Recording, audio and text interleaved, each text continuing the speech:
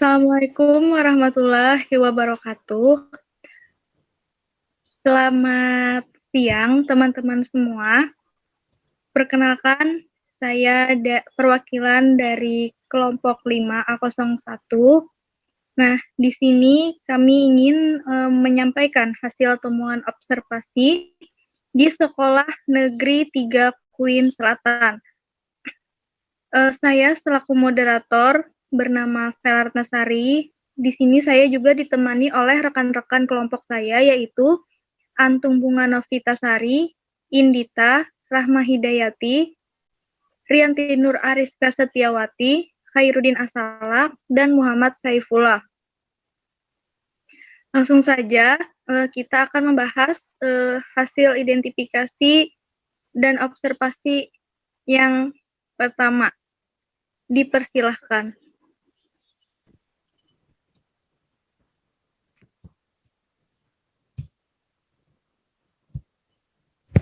Baik, sebelum kita memasuki pembahasan hasil laporan observasi, di sini saya akan membacakan profil sekolahnya terlebih dahulu. Jadi, untuk observasi program pembelajaran individual ini, sekolah yang kami tuju itu yaitu SDN Queen Selatan 3 Banjarmasin yang terletak di Simpang Queen.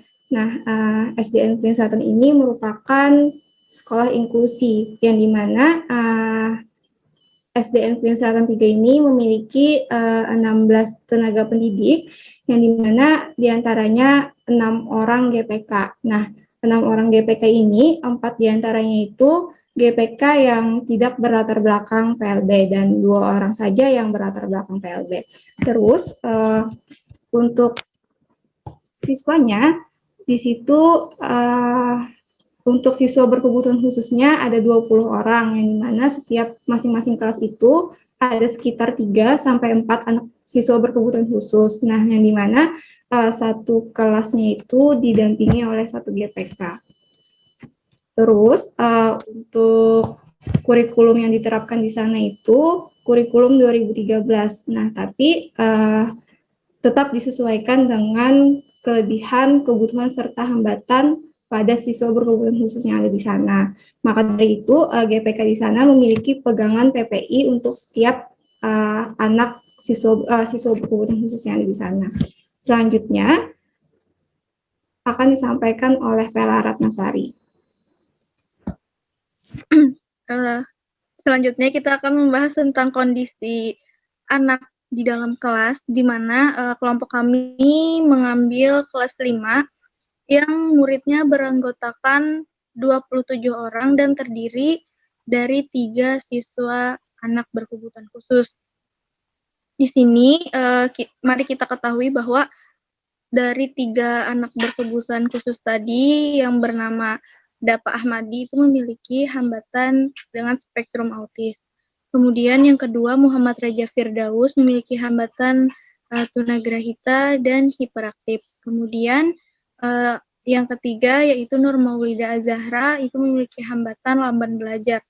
Nah, di sini kelompok 5 akan mengambil anak yang bernama Muhammad Raja Firdaus dengan hambatan tunagrahita dan hiperaktif tadi. Kenapa? Karena memang anaknya ini memerlukan program khusus pembelajaran ya untuk di dalam kelas, di mana kita melihat juga untuk menyesuaikan kemampuan anak belajar, bagaimana ia berinteraksi dengan teman-temannya dan proses pembelajaran berlangsung.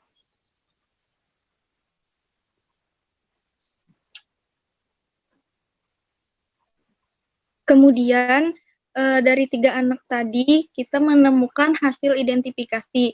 Yang pertama itu Dapa Ahmadi, di mana kemampuannya itu sudah menguasai materi perkalian dan mempunyai minat gambar yang baik. Di sini minat gambarnya itu misalkan anaknya pergi keluar, jadi anaknya itu melihat apa yang ia lihat, misalkan pemandangan, dia melihat pohon atau persawahan, jadi ia itu senang menggambarnya di buku gambar atau bahkan di dinding-dinding. Yang pasti apa yang ia lihat dia dia keluarkan dengan cara menggambar. Kemudian hambatan yang dimiliki Dava yaitu terkadang masih membeo, dan kebutuhannya Dava masih membutuhkan perkembangan aspek bahasa dan emosi. Kemudian untuk Muhammad Reza Firdaus memiliki kemampuan interaksi dan artikulasi yang baik. Kemudian hambatannya masih menguasai penjumlahan dan pengurangan, dengan kebutuhan masih memerlukan waktu dan bimbingan tambahan untuk memahami materi pembelajaran. Kemudian yang ketiga yaitu Nur Maulida Zahra, di mana kemampuan anak sudah mencapai memahami materi secara bertahap dan penulisannya juga rapi. Hambatan yang dimiliki yaitu memiliki mood yang gampang berubah-ubah. Misalkan anaknya memang memiliki mood baik, dia akan mengikuti proses pembelajaran itu dengan senang hati. Namun jika tidak memiliki mood baik, maka anak memang tidak mau belajar sama sekali. Kemudian kebutuhan yang ia miliki juga dalam proses pembelajaran itu perlu didampingi. Baik, selanjutnya akan disampaikan oleh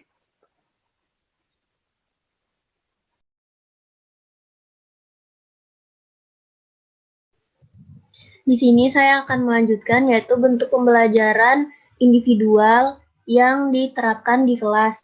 Guru pendamping kelas atau GPK itu dalam memberikan pemahaman materi kepada peserta didik ABK di kelas adalah dengan tetap dengan kemampuan yang dimiliki setiap anak. Ketika menjelaskan pembelajaran kepada Dava, nah karena ia tadi termasuk anak yang mudah dalam memahami pelajaran, maka GPK tersebut tidak terlalu mengalami banyak hambatan dalam mendampingi Dava. Nah, kemudian yang kedua, ketika kasus yang dihadapi GPK dalam mendampingi Reza itu adalah untuk materi pengurangan dan tambahan karena Reza masih sulit untuk memahami materi tersebut, masih belum cukup mampu. Tapi dalam berinteraksi, Reza itu sudah mampu sehingga memudahkan GPK dalam menjelaskan sesuatu kepadanya. Kemudian yang terakhir adalah kasus yang dihadapi GPK dalam mendampingi Maulida, yaitu selama proses pembelajaran, pendamping itu harus menjaga mood Maulida itu agar tetap baik, karena tadi Maulida itu memiliki mood yang cepat berubah-ubah. Selain itu, selain selalu mendampingi, karena apabila tidak didampingi, maka ia tidak akan mengerjakan instruksi yang telah diberikan oleh GPK. Selanjutnya akan dijelaskan oleh Hairudin. Selanjutnya yaitu gambaran pelaksanaan program pembelajaran individual di kelas. Sebelum membuat PPI untuk anak, GPK terlebih dahulu konsul dengan berembuk dengan orang tua terkait program yang ingin dibuat nanti. Apakah orang tua mengikuti saran dari GPK atau orang tua memiliki saran tersendiri? Jika hal tersebut disepakati, maka semua disesuaikan dengan anak. Kesulitan dari materi diturunkan ke tingkat bawah jika anak memang belum mampu mencapai target materi yang dipelajari. Saat ulangan berlangsung, murid ABK juga mendapatkan soal yang sama dengan teman sekelasnya.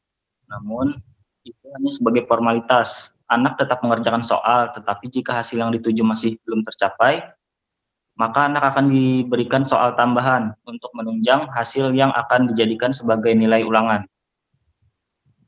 Selanjutnya akan dijelaskan oleh teman saya. Oke, baik. Di sini saya akan menjelaskan tentang kendala yang dialami dalam persiapan dan pelaksanaan PPI. Nah, kendala yang dialami terkadang masih ada anak yang sulit untuk diberikan arahan atau mengikuti pelajaran. Karena di dalam kelas GPK hanya satu, sedangkan murid ABK-nya ada 4 orang. Nah, hal tersebut membuat GPK kewalahan dalam mendampingi anak saat proses pembelajaran. Lalu kemudian anak terkadang tidak masuk sekolah dengan mengakibatkan waktu penerapan PPI tersebut menjadi tidak efektif. Nah, lalu juga karena pandemi maka pembelajaran tetap dilaksanakan, namun GPK-nya yang mengunjungi ke rumah anak sesuai jadwal masing-masing. misalnya ada piket GPK-nya itu hari Rabu dan Kamis. Jadi hari Rabu dan Kamis itu minimal waktu pembelajaran masing-masing anak itu 1 jam.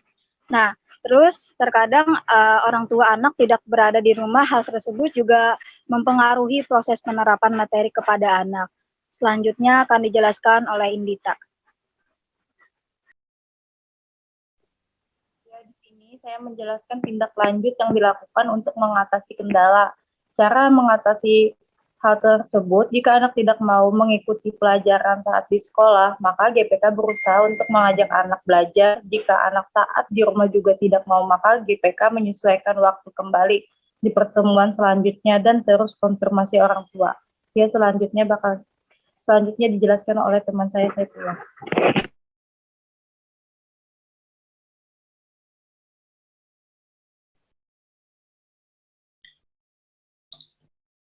Baik, di sini saya akan menjelaskan mengenai bentuk pelatihan yang pernah diikuti oleh GPK atau guru sekolah berkaitan dengan program pembelajaran individu. Untuk di SDN Queen Selatan 3 sendiri, pelatihan yang diikuti merupakan kegiatan KKG bersama guru dan GPK lainnya. Kemudian ada juga pertemuan antar GPK berdiskusi mengenai PPI, mengenai cara pengaplikasian atau pembuatan PPI tersebut. Tetapi tetap kegiatan yang sering diikuti oleh SDN Queen Selatan 3 ini yaitu KKG. Oke, slide selanjutnya. Nah, ini merupakan PPI dari Muhammad Reza Firdaus. Tetapi ini PPI pada saat dia kelas 4. Karena untuk semester, karena untuk kelas 5 ini berhubung adanya pandemi ini sehingga pihak sekolah dan GPK belum membuat PPI untuk Reza. Nah, bisa dilihat di sini foto PPI Reza pada kelas 4 mengenai apa tadi slide sebelumnya?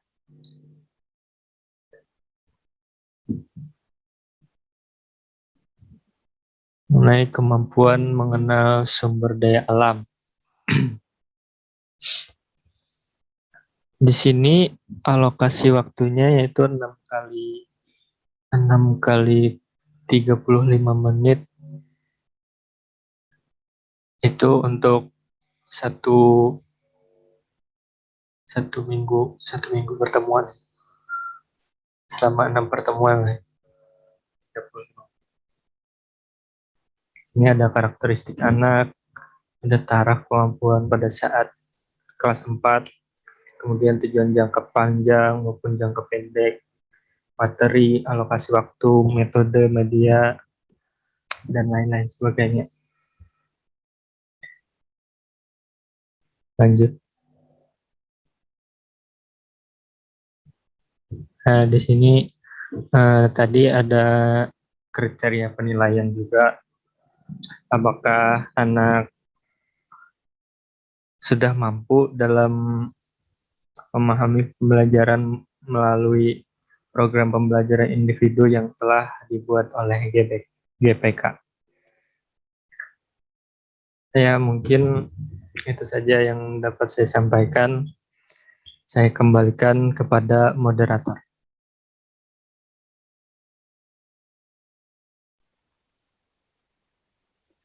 Terima kasih kepada teman-teman semua yang sudah menyampaikan hasil, dan terima kasih juga kepada teman-teman di kelas serta ibu yang sudah melihat video presentasi dari kelompok kami. Di sini saya Vela Ratnasari selaku moderator memohon maaf jika ada kesalahan dalam penyampaian materi tadi. Salah hilap mohon maaf. Wassalamualaikum warahmatullahi wabarakatuh.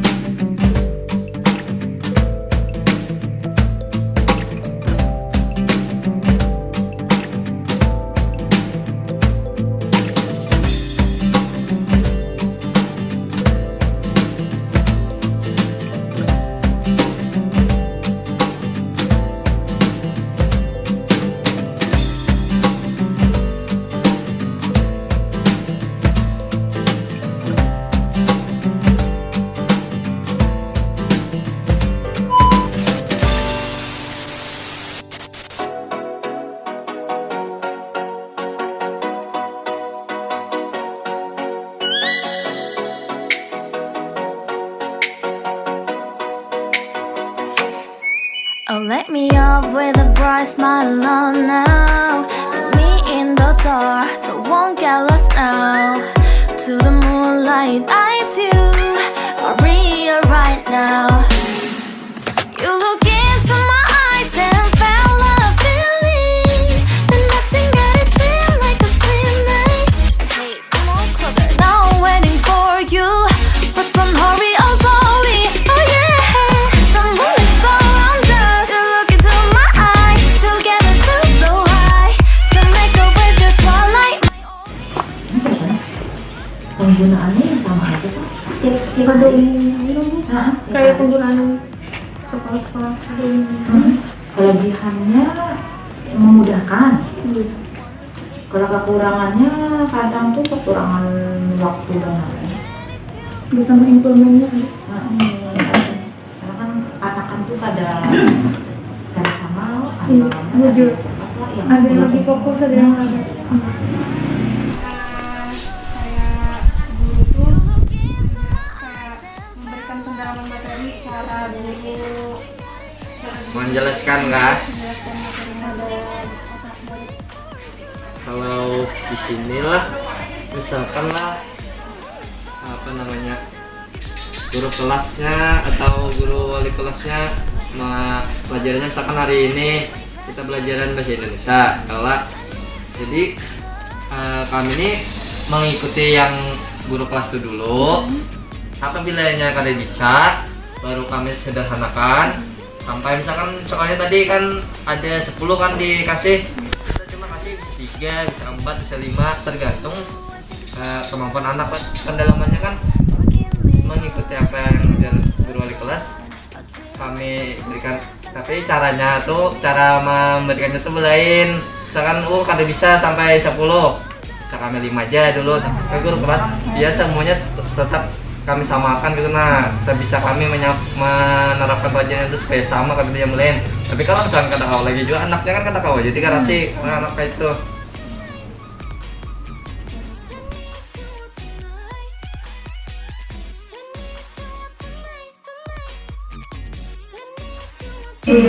Sebenarnya untuk inklusi ini ada karakteristik juga untuk pemilihan masuk ke zona inklusi. Karena kalau sembarangan, boleh masuk.